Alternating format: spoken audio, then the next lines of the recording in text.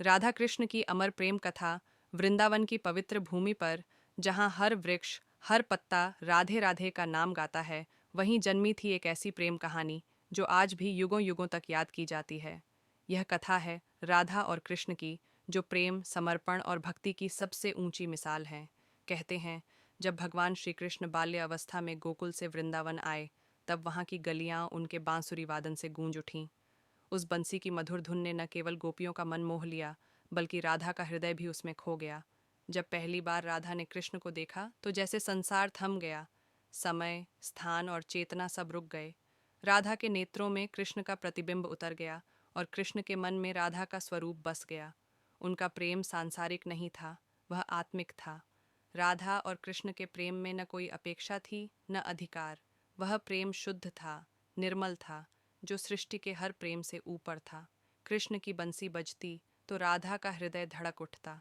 वृंदावन की गलियां रास लीला से गूंज उठती, जहाँ गोपियां नाचती और स्वयं प्रेम भगवान उसमें नृत्य करते।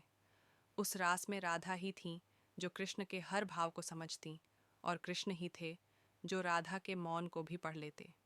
परंतु संसार के नियम अलग होते हैं। जब कृष्ण को द्वारका जाना पड़ा तो वह राधा से दूर हो गए, लेकिन केवल देह से, आत्मा से नहीं। क्योंकि प्रेम दूरी से कम नहीं होता, सच्चा प्रेम तो दूरियों में और गहरा हो जाता है। राधा ने कभी शिकायत नहीं की, कभी प्रश्न नहीं किया, क्योंकि उनके लिए प्रेम ही पूजा था।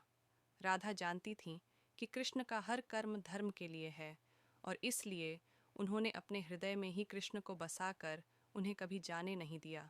द्वारका में कृष्ण का विवाह हुआ, पर उनका हृदय तो राधा के प्रेम में ही रमा रहा।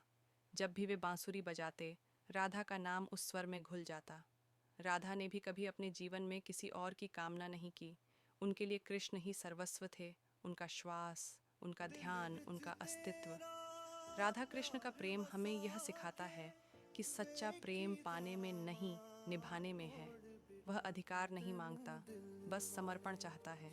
राधा और कृष्ण ने संसार को यह दिखाया कि प्रेम केवल मिलन का नाम नहीं, बल्कि एक दूसरे की आत्मा में बस जाने की अनुभूति है।